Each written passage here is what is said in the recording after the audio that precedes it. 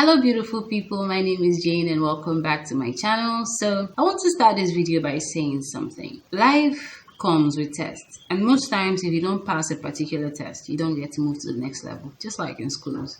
So having said that, I've not forgotten the apropos that you came here to do. We're talking about what I've learned from my failed relationship.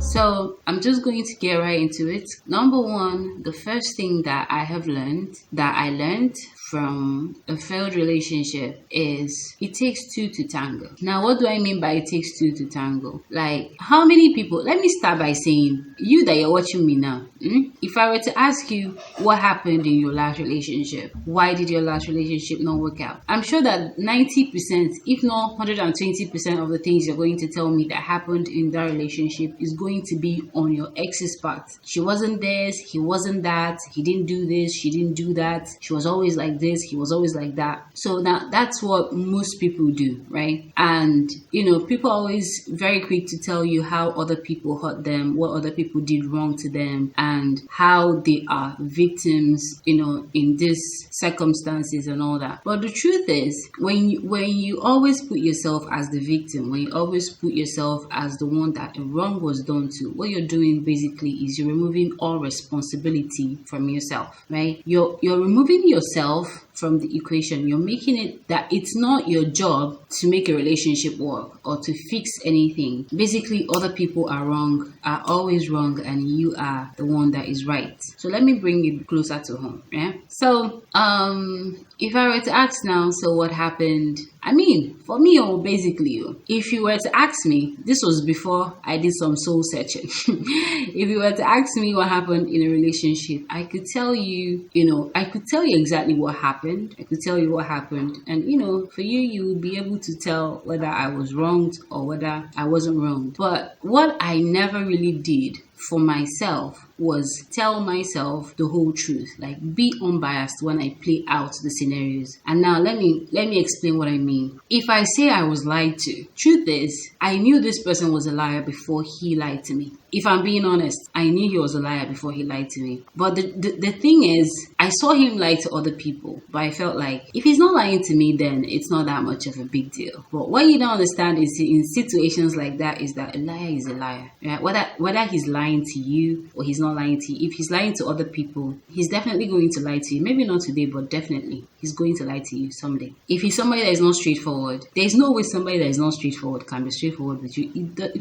If it's not in a person's nature, it's not in a person's nature. It's not about you. It's not about, okay, he can lie to the world and when he comes home, it does not work that way. It's like me seeing you eating. Like you came to visit me, you bought food and you're eating. Or let's say for instance we're somewhere and you bought food and you're eating. You didn't even turn to me and say, join me, or are you hungry? Or you were just eating and conversing with me, telling me about your day. What I understand or what I can see from that situation is that you're selfish. But I now try to downplay it and say, well, he just didn't cross his, come on, right? So what I'm saying basically is most times we see the signs before the things happen. It takes two to tango. I might not have lied in a relationship, but I might have somehow subconsciously, without knowing, without like intending it, made and enabled it, right? Enabled it in a way that it got to the point where it became a problem for me, because I felt like if it wasn't a problem for me, then it's not a problem in the relationship. But that's not always the case, right? So that's one of the things I've learned. It's not just about, okay, you did this,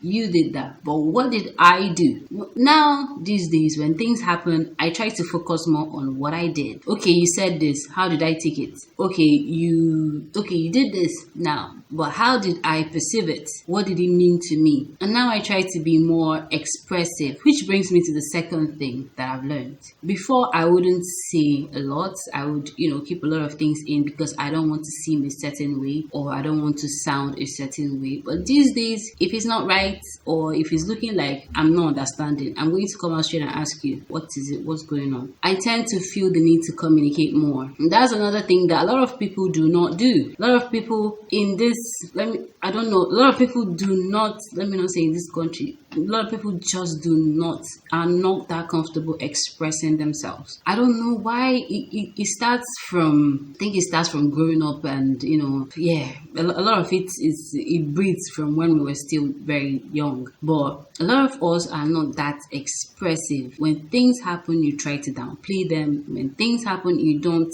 address them head on, so everybody is on the same page. That's why sometimes it's like you're on page 30 and somebody's still on page 16, right? So that's another thing that I've learned. If something is not right, there's nothing like, oh, it's not that big a deal. It's a big deal. Everything is a big deal. As long as it happened, you noticed it, and it made you feel a type of way, it's a big deal. There's nothing like, let me not seem like I'm complain. It is better that you complain, but don't complain in a way that makes you look like you're whining, right? But speak up in a way. Sorry, it's okay. Speak up in a way that lets the person know that this is serious. I'm taking you serious. That's why I want this clarified. That's why I want this clear for me, or this settled for me, because this is serious for me. That's why, because I know that if this thing is not settled, we cannot move past it, right? So that's another thing that I've learned. Communication is key. And also the next one is how you communicate your communication. Very important. Don't, just like I said, don't whine. Most times people don't know that they are whining. How you communicate your feelings, your emotions is very important. You can't say you want to communicate with somebody because you're trying to solve an issue and move to the next level, and you're playing the victim. You're telling the person, you did this, you did that. It's like you're blaming the person. You're blaming the girl, you're blaming the guy. And it's just so much. I mean, for me, that's not expression. That's basically manipulation, right? If you cannot express yourself in a way that lets your partner know that what I want is clarity. I'm not blaming you. And be open. Wait, first, before I move to the next one. So you have to be able to express yourself in a way that your partner knows that it is clarity that you're looking for. You're not trying to point fingers. I mean, you should be able to say, you did this. Don't present your case in a way that condemns the other person, like you're such, most times you don't know what happened, right? That's why it's always good when you're trying to express yourself, make room for an explanation so that you can understand, because most times things are not exactly what you think they are.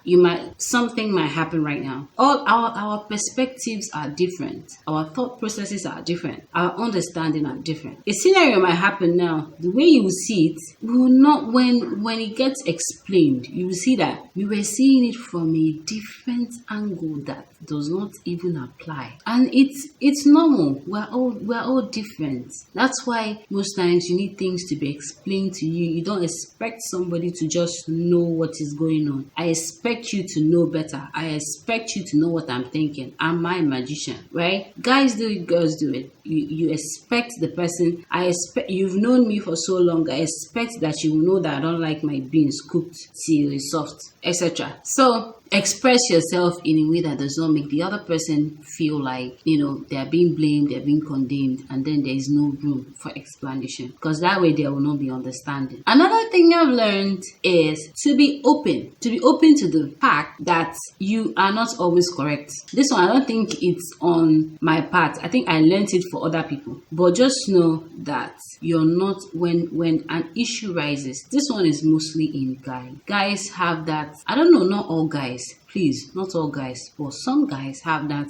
Because I'm a guy, I'm automatically right. Because I'm a guy, I understand things better than you because I'm a guy. It's not true, bros. It's not true. Listen, because you're a guy or because you're a girl does not automatically make you better in a situation. No, be open to the fact that, so this happened, that happened. I'm angry, but also have room for her to explain to you. And when she's explaining, be open to the fact that you overreacted or you did not understand before you started saying things or started doing things. That you are a man or that you are a woman does not justify your actions. That should not be the basis for justification for any of your actions, right? So be open to the fact that sometimes things get misinterpreted and you reacted in a way based on your former knowledge or your former understanding of the situation. When things change, be able to say, okay, this was what I was understanding. understanding, but this is not what happened. Be able to say, okay, this is what I thought, but this is not what happened. And be able to say, I'm sorry. Man or woman or everybody, that's another thing I've learned. Like, it makes things a whole lot easier. I've seen women, girls say, I've seen girls say, oh, I cannot apologize to anybody. Like, I've seen people that instead of saying sorry, instead of coming out and saying, oh, I was wrong, I'm sorry, they would start looking for things that you did, but you said, you also did this one, and the other day you did not, instead of just coming out and saying, oh, I'm sorry, this was where I messed up. Okay, I've seen my errors, I'm sorry. Instead of saying that, you start picking unnecessary fights in unnecessary places and stuff. This thing will not help anybody. I've learned it's not going to help anybody. So if you're wrong, you know that you're wrong. There's no point. Like, you saying sorry does not make you weak or does not make you a lesser person. It does not. If anything, it makes you the bigger person. Most times, you being able to say sorry, it takes courage, it takes character, it takes maturity for you to be able to open your mouth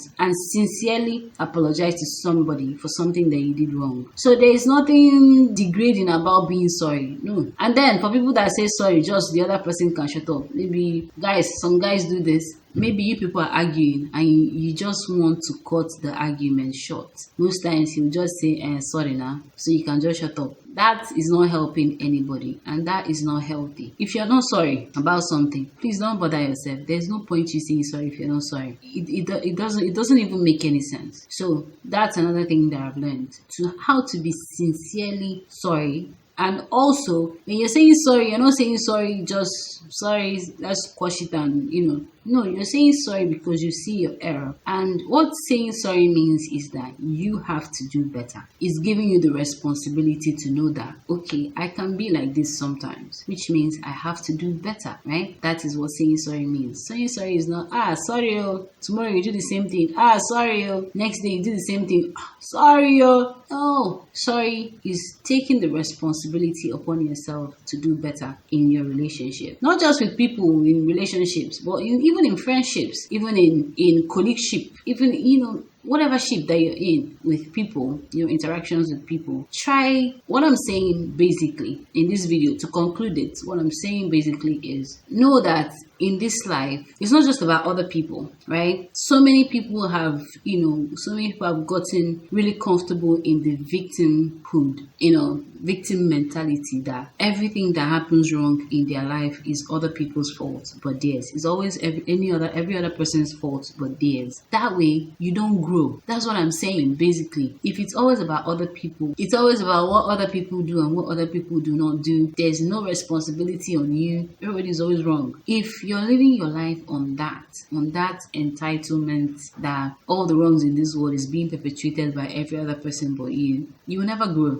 You will never be better than you are right now. And that's just the truth. If you want to grow, if you want to be better, if you want to have a better character, you need to know that you have flaws as well. None of us are perfect, though. None of us are perfect. We all have flaws. So the day you start accepting the fact that you do have flaws, I'm not saying fall victim to people that would blame you even when you're not wrong. No. But knowing that you have flaws, the flaws that you can see, that's the truth. Your flaws, you know your flaws. Nobody even needs to tell you. You know where you're wrong. When you do things, you don't even need anybody to tell you. You know within you. You have a conscience, unless yours is dead. You know within you when you mess up. Truth is, if you do not accept the fact that you were wrong, you will not feel the need to do better. You will not feel the need to get better. And it keeps you at a certain level in your life. So the whole point of this video is you also accepting the fact that you're not perfect and taking up the responsibility today to work on your imperfections, right? To work on your flaws. I'm not saying change